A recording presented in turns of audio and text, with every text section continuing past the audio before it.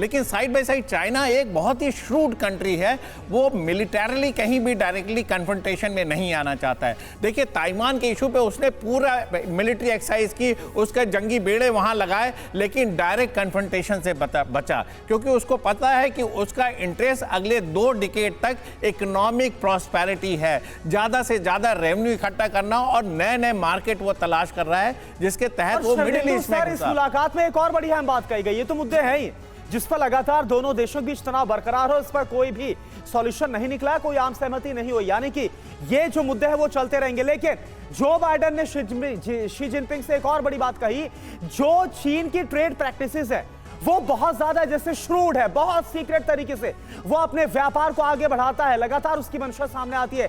इसको सुधारने की बात भी कही गई जो बाइडेन की तरफ से कि आप पारदर्शी होकर आइए और हालात इससे सुधरेंगे। लेकिन क्या चीन ऐसा करेगा? क्योंकि जो चीन की चालाकियां है, जो चीन की मंशा है, उससे पूरी दुनिया अवगत है। देखिए चीन की जो अगर अर्थव्यवस्था को आप समझे तो वहां पे एक बड़ा ही कंट्रोल रिजीम है। हालांकि उसने लिबरलाइज किया था मिड 70s से उसने लिबरलाइजेशन का प्रोसेस ऑन कर दिया था, 80s में वो फ्रैक्टिफाई हुआ पूरी तरीके से। लेकिन जिस तरीके से वहां मास प्रोडक्शन होता है, जिस तरीके से मिनिमम वेज को फॉलो नहीं किया जाता, जिस तरीके से जो इंडस्ट्रियल के रूल्स एंड रेगुलेशन है, लेबर लॉ है, उसको वायलेट किया जाता है, जिससे कि वो कॉस्ट कटिंग करता है। इसके अमेरिका देखिए बरखलाफ है।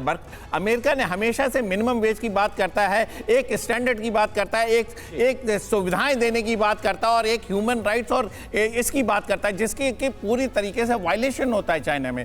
लेकिन नॉटविथस्टैंडिंग दैट आज की डेट में जो ये 2 दुनिया की सबसे बड़ी इकॉनमी है, दोनों को मिलकर काम करना पड़ेगा। देखिए कोविड के समय में थोड़ा सा सप्लाई चेन की प्रॉब्लम आई थी तो कितना इन्फ्लेशन हुआ था, चीजों की कमी हो गई थी पूरे यूरोप में और अमेरिकन कंट्रीज में। तो ये इकॉनमी एक ऐसी चीज है, चाहे वो किसी भी चीज का प्रोडक्शन हो, वो आज की डेट में सारे देश एक दूसरे के ऊपर डिपेंडेंट है और चाइना इसमें एक अहम रोल अदा करता है। उसकी चीज़ें इतनी सस्ती जिसकी डिमांड पूरे यूरोप और अमेरिका में है, अगर उसका कॉस्ट बढ़ जाएगा, प्रोडक्शन कम हो जाएगा तो त्राही मच जाएगी।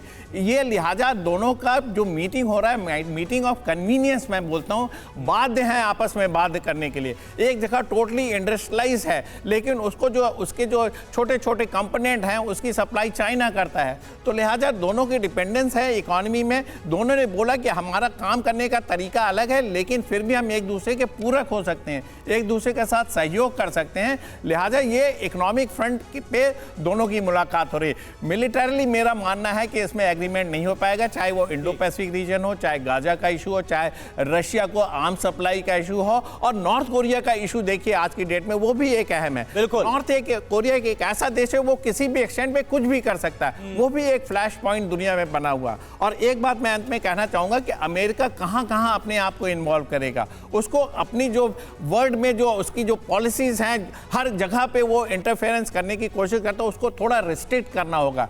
जो मुद्दे हैं उसको सुलझाए और एक एक इश्यूज को खत्म करें। आज की डेट में पूरे विश्व में देखिए बड़े अनसर्टेनिटी से हो रखा है। नॉर्थ कोरिया है, यूक्रेन है, गाजा है, इंडो पैसिफिक रीजन है, तमाम तरीके के इश्यूज हैं जिसमें अमेरिका एक अहम भूमिका निभा सकता है। लिहाजा एक क्लैरिटी की जरूरत है। अगर चाइना का कुछ कॉपरेशन मिलता है तो उसमें एक और ये मजबूरी भी नजर आती है साफ तौर पर अमेरिका की, क्योंकि जो आर्थिक नुकसान हाल फिलहाल में युद्ध के चलते और युद्ध को जिस तरह से रोक रहा है अमेरिका का, चाहे वो यूक्रेन को सपोर्ट करना हो या फिर इजराइल को सपोर्ट करना हो, इस माहौल ने आर्थिक तौर पर भी एक बड़ा झटका दिया अमेरिका को। इसलिए एक मजबूरी भी है कि चीन के साथ वो रिश्तों को सुधारे।